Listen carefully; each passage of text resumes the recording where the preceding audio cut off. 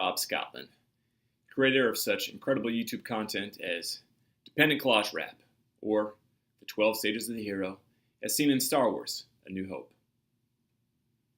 Anyhow, I'm here to talk to you more about poetry. In my last video, I discussed the importance of being able to identify the speaker, audience, and the purpose, as well as being able to paraphrase the poem. Well, in order to do that, we need to learn about some literary devices.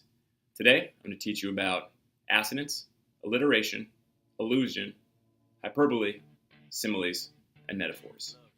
We're going to look at those things through the lens of hip-hop.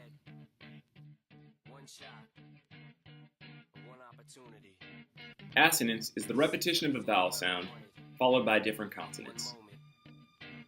We're going to examine that through Eminem's song, Lose Yourself.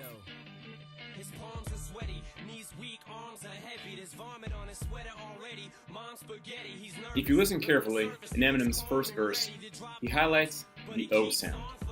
What he wrote down, the whole crowd goes so loud. He opens his mouth, but the words won't come out. He's choking how? Everybody's choking now. The clock's run out. Time's up. Over. As you can hear, Eminem uses the O sound frequently. And in fact, he continues that into his next few bars using words like dope, choke, nope, hole, and mobile. By using assonance, Eminem is able to emphasize his lyrics, create deeper meaning, and draw listeners even further into his music.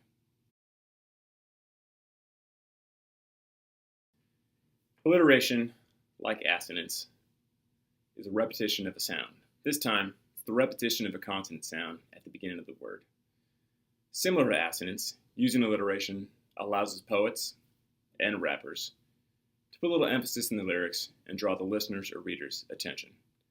Here's Lupe Fiasco using the H sound in his hit song, Kick, Push. Kick, and push, and coast. My man got a little older, became a better roller. Yeah, no helmet, hell bent on killing himself, is what his mama said. But he was feeling himself, got a little more swagger in his style. Met his girlfriend. Love that song. Takes me back to 2006.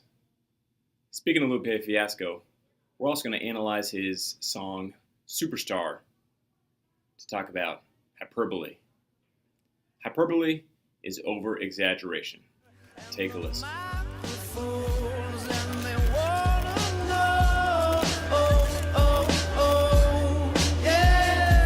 And you better wear your shades. The spotlights here can burn holes through the stage. Down through the basement past the Indian graves where the dinosaurs laid. And out through China nearly misses airliners magnified times 5. This is pointed at the rhyme. Ricochets off the moon and sets the forest ablaze. Now that's important to say, because even with all that, most of us don't want it. That's one of my favorite lyrics. Talk about extreme exaggeration. The spotlights are so hot, they're going to burn a hole through the stage. Not only that, it's also going to go through the basement, past where Native Americans, First Islanders, First Nationers are buried. Keep going through the ground to where the dinosaur bones are, fossils, 65 million years ago, the Cretaceous, KT boundary, through that, all the way through the earth, out the other side, which apparently geographically is China.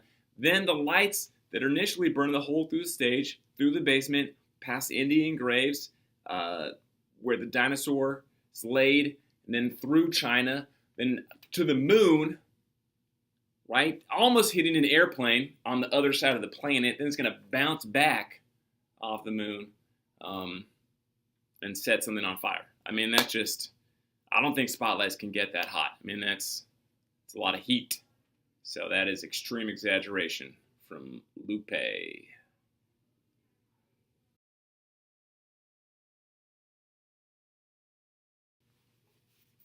An allusion is a reference to a popular person, place, or thing.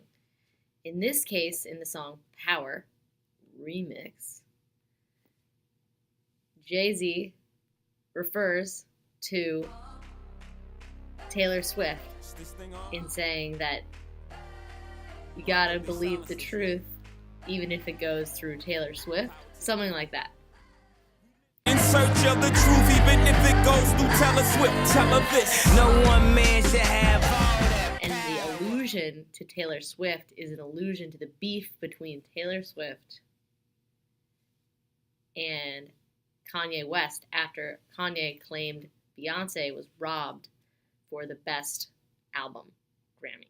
And so he got up on stage and he was like, no disrespect to you, Taylor, but Beyonce should have won this award. So that is the allusion in this song. I'm gonna let you finish, but Beyonce had one of the greatest videos of all time. Greatest videos of all time. That's what that was an allusion to. It may not mean nothing to y'all, but understand nothing was done for me. So I don't Similes and metaphors. Two ways of drawing comparisons. We're going to look at Drake's song, Forever. Examine how he uses similes and metaphors.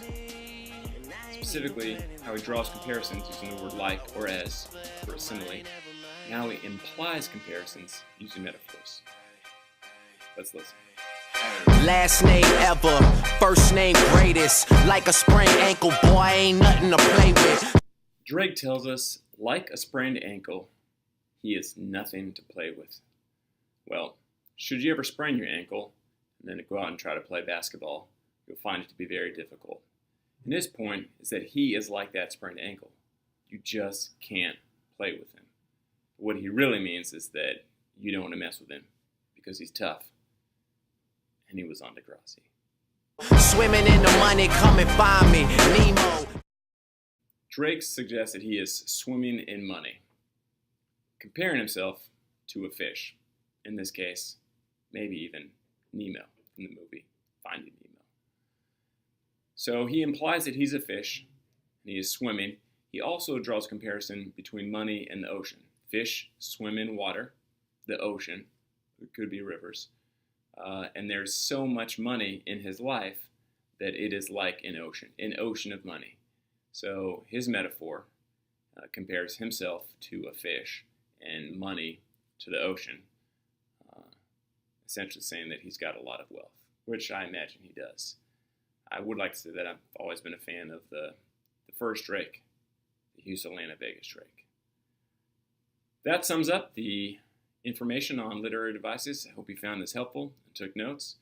We'll be looking at these as we go forward and examine the poetry and figure out how these authors use those devices to add meaning and context and emphasis to their poems. Thank you.